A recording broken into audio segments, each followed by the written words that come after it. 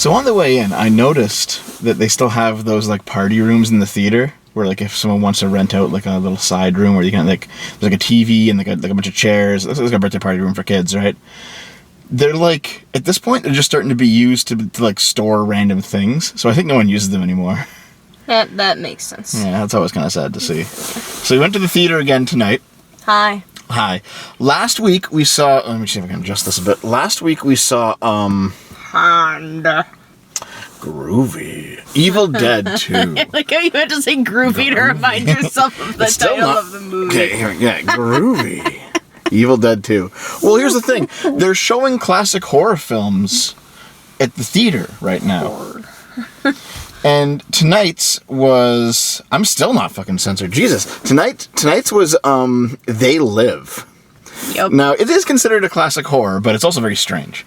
So, Naomi... It's not like classic horror in the sense of like it's gore horror. It's like horror in the sense of psychological horror, kinda. Yeah, kinda. I mean, I get what they were going. I get where they were. Keep adjusting this. Jesus. Oh my god! Just keep talking. Just keep talking. No. What it is it's fine. Just keep talking. Wake up, Naomi. I can't.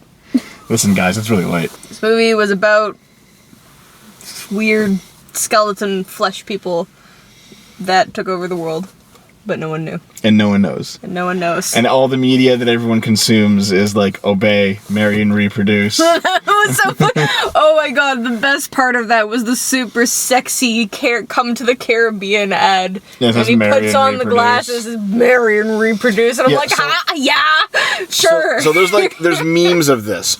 There's memes of this, obviously, right? And the memes are definitely like, the guy puts the glasses on and like sees something and they change it for the meme. So this is a John Carpenter film. And I do like a lot of John Carpenter films, but like they all this weird. Kinda. Okay. He has like some really weird ones and some not so weird ones, but he definitely has his fair share of weird ones, and this is one of the weird ones. And I mean, it's pretty good, but I mean, it's the first. I think it's the first of its kind when it comes to like secret alien creatures have infiltrated and look like humans, and they're like appearing, and only one person can see them, and he like goes nuts from seeing them. I did like that. Yeah, that was cool. It was very, like, I wouldn't say it's shoddy or anything. It's just, like, it's very clearly, like, the formula for that type of story hadn't been refined yet when he made this movie. This was new. So it was a big fucking deal when it came out. Everyone's like, oh my god! But, like, it's, you know, a lot of things at this point have been, like, redone and redone. Like, this is one of those things that I'm sure you want to be remade. Because usually you like remakes of things. Rewritten? Yeah. Listen, I think this actually would have been like a really, really cool, like hardcore psychological thriller, where like it's kind of like half goofy. Well, like it's like weirdly goofy, and like the main character is too stupid for me. Like he's really hot though. Like those jeans left nothing to the imagination, Yeah, you said it like 3 times throughout the movie. Listen, they did it. They were like riding up and like it was good. I enjoyed this movie, guys. Yeah, I can tell. So okay, the TLDR is that you have I think it's Rowdy Roddy Piper. He was a wrestler for the WWF back in the day, but he starred in this movie. I think it's him. And he's homeless. He comes into town looking for work. He got laid off because everyone's getting laid off. Everyone's getting laid off. Yeah. He comes into town looking for work. He stays in a homeless encampment. He finds a job. Oh, there's an interesting scene. Like, actually, no, I'll say this later. The TLDR of the story is finds a job, staying in the homeless encampment, sneaks around the homeless encampment. There's a church there. He discovers that there's like an underground resistance group of people who are doing something. He doesn't know what. But then, like, the camp gets raided by the police. Everyone gets, like, thrown out. He goes back to the hidden stash in the church and finds sunglasses. He's like, what the fuck is this? He starts wearing the sunglasses, and this is, like, the most iconic and most memeable scene that came out of this movie. And even without seeing the memes, you know it's memeable. He's walking around. He's putting the glasses on. And all the ads morph. Yeah. And some of the people change into, like, these alien creatures. Consume. Yeah. He's like, and he immediately, okay, they kind of like escalate it way too quick, because he immediately goes nuts and starts killing them. I was just like, what is this reaction? Like, that's all I could think of in the theater. I was like, what is this reaction? Like, I thought that there was going to be a twist and that the cops were secretly after him in the first place because he was a serial killer, because I had no idea what this movie was about, guys. I went in this, like, blind. Yeah.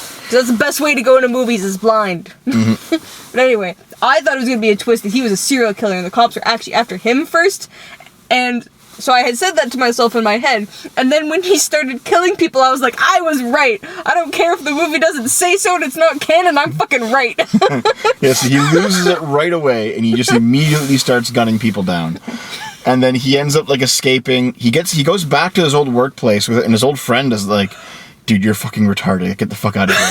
And then they have this like 20-minute fight scene in the alleyway. So long! Where like they fight and then they stop and then they fight again and then they stop again and they fight again and they stop again. Neither one of them could have children after that fight. Yeah.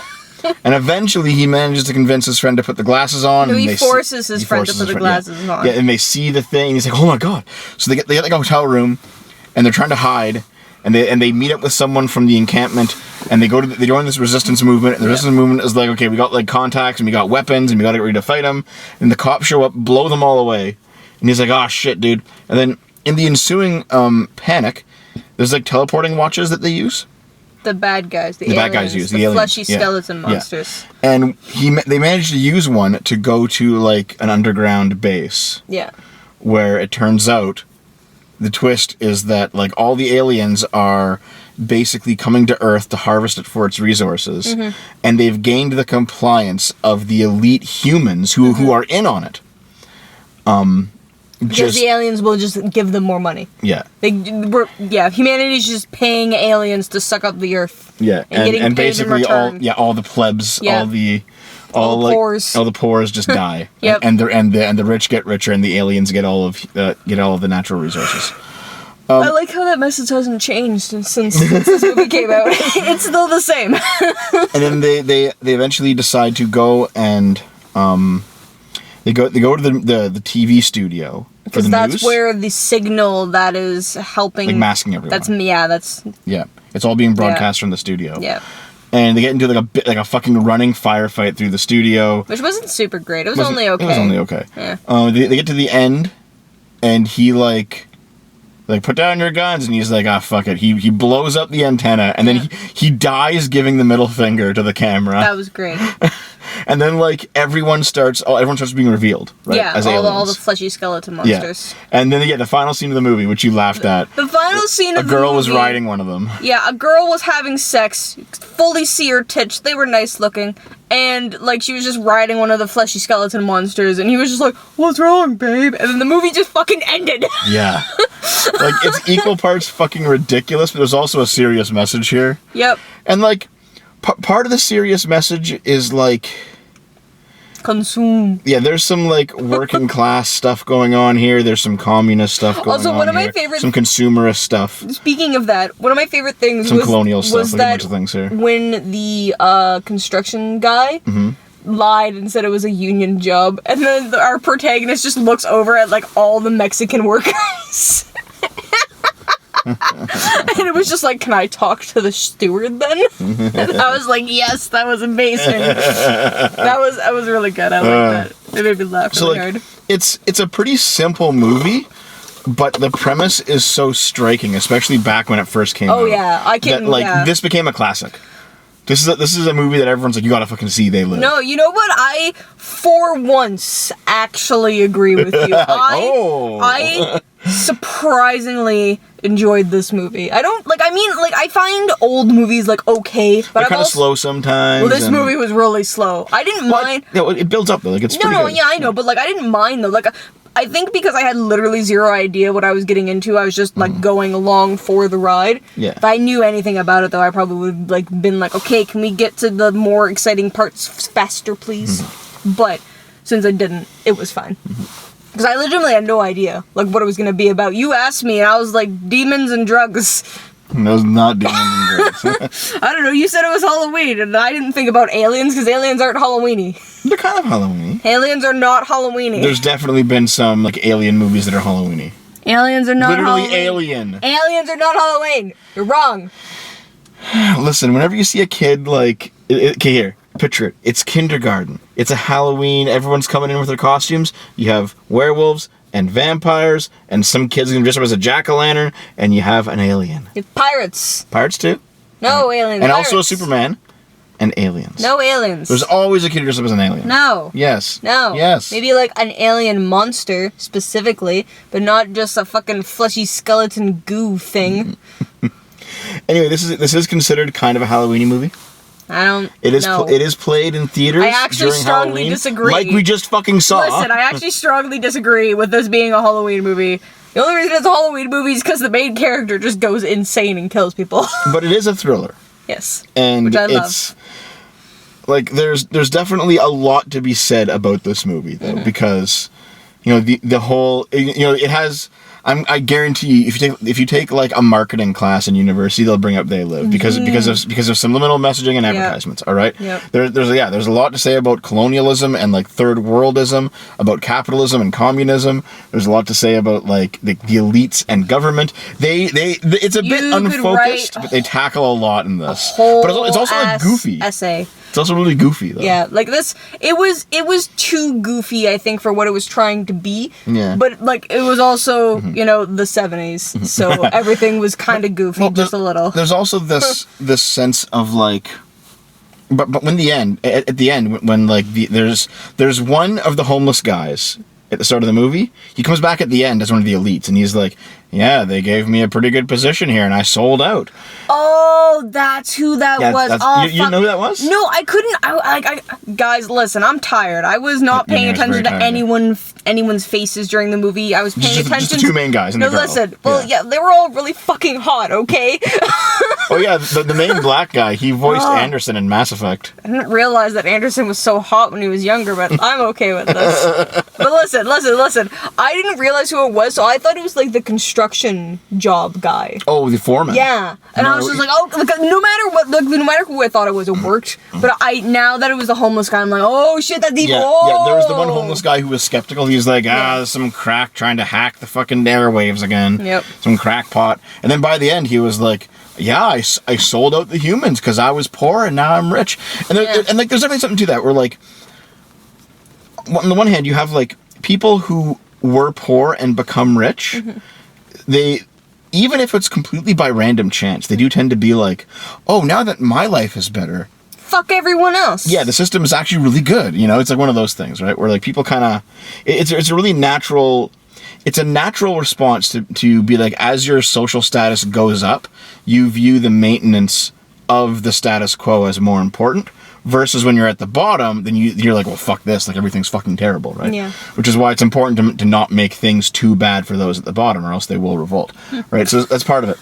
But also, there's another part of it. Is like there's everything. Like you could also have like a conversation about ethnicities with this movie, because there's a lot of stuff. It's like you would betray humans for them. It's like, well, they gave me a lot of money. And it's like you can really frame this in a lot of ways. You can, yeah. Like you can have like almost a quasi-fascist interpretation of this. It's funny, of this movie. For how smart the writing was in this movie. It's a dumb movie. It's a dumb fucking movie. Well, the writing's really smart. Like when they actually finally get to like the main message of the movie, it's like really good and it's really interesting and I was actually engaged. But this is a really dumb movie. Yeah. But good eye candy, so I suggest you watch it. Oh, is that it? Is that all you want to say about it? Just good eye? Yeah. I've actually been enjoying the fact that our theater has been, like our local big theater here, has been replaying like old classics. It's kind of nice to come in and see, like on Tuesday night's the cheap night. It's the cheap seats night, right? And there was like no one there. Like, actually, I think the same couple last time. Yeah, no, I mentioned this to Dev. Like, I looked over and like I was just like, that is the same couple that was with us the last time we saw an old horror movie. In the same seats. Yeah. So we were in theater 12 again. I think it's the theater for the old ones. Was it 10? No, I'm pretty sure it was 12. It was 10. You have It was 10 both times. I bet you I have both fucking stubs in here, or maybe this is from an old one. What is it? Auditorium 12. No, that was the creator. Auditorium 12. 10. Oh, you're right. Yeah, I'm always fucking right about everything, bitch. Yeah. Gigastad. Yeah, there it is. Okay, so anyway, They Live. Okay, anyway. Yeah, I think Auditorium 10 then is used for all the Maybe. I think Auditorium 10 is used for all the old films, and they play them like late into the night. Where the fuck is my pocket? No, and we're fine. And we go in, and the theater's empty except for we go in for Evil Dead 2. And the theater's empty except for one couple who's in the same row as us, but in the middle, and we're on the up against the wall because Naomi likes the wall seat. Listen, I can like. I know. We're gonna get into it again. Languidly stretch. But languidly, what the fuck? That's not even a fucking word. Okay, so we go in this time, and it's the same two people, and again, an empty theater, same two people in the same two seats in our row, but they're in the middle, and we're off on the side again. And I'm like, yeah, I think they're just coming here to see the old movies like we are. Probably. Yeah. It makes sense. Because it is fun to see these old films like in theater. I think that the only time I got annoyed with like the theater experience was that one. It was when they raided the safe house. Not the safe house. Like when they all met up as the resistance and then everyone got exploded. Yeah. It was way too fucking loud. Yeah, that's right, I was just like, I don't know how to hear anymore. There was so much gun. So much gun. So much gun. No, I'm enjoying that our theater is playing a bunch of old movies, you know, and like they do other stuff too. They'll they play new movies, but like they haven't made any good new movies recently. There's been shitty movies all the time. They do old movies and new movies, and like they'll have themes. Like they were doing like Japanese, like they were doing what's the Studio Ghibli movies for like a while. Yeah. Yep, and then sometimes they'll also show off like plays. Sometimes like on the theater. That's where I saw Warhorse. That was a really good play, guys. You should watch it. Should they? Yeah, it's really good. You should watch They Live, which is what this is actually about. I don't care. Watch both at the same time. At the same time. But yeah, like it seems like because it's a 12 theater. Yeah. It's a 12 theater plex, I guess. It's called a plex, a theater plex. But anyway, a cinemaplex. A Cinemaplex. Okay. Cineplex. Whatever. That's what theater is called. Okay, no, the brand is Cineplex, but it's called a Cinemaplex. Okay. Anyway, there's 12 theaters, and they've devoted one of them to old movies, and you can come in and see old movies. And Tuesday's the cheap day. Today's Tuesday. You've already said all this. So, but the reason I'm saying it again, because one, you interrupted me like a goofus, and two, because when Tuesday comes around, it's time for Naomi and I to have our weekly movie night. Yep. And we can do this to entertain you. And it's like, what should we see? Oh, shitty movie, shitty movie, shitty movie, shitty movie, shitty movie. Don't want to see any of these. Oh, here's a fun old movie. Great. There's the backup. And this week was They Live, and it was pretty good. Yeah. Well, I mean, like, because it's October, it's been like, shitty movie, way too many fucking horror movies Naomi can't watch. Let's go watch old Saw. Movie. No, fuck you, no. I hate Saw. It's too gory. Speaking of horror movies, before we get out of here, speaking of horror movies, one of the trailers was for a Thanksgiving-themed horror movie. Oh, God. It looks so weird. It looked so weird. It's like a pilgrim running through with like an axe, like axe murdering people and like cooking them in an oven and shit. Like it was so strange. Man, that was the most. Listen, if you guys watch that trailer, that looks like the most brutal death. Oh that my God. Dude cooked that woman alive in an oven. That holy shit. Just like she was just screaming in there. Yeah. I can't. That looked like a brutal horror movie. I'm good with just the trailer. You don't want to go watch it? No. Okay. No. Well, it's probably approaching 1 a.m., so we're gonna go home. I'm gonna sleep and not kill us on the way, so you guys will actually see this. Yeah. No, you know what it is? We actually died. It's found footage. It's gonna be a found footage horror movie. All right. That's just sad. The last thing we did was we saw They Live.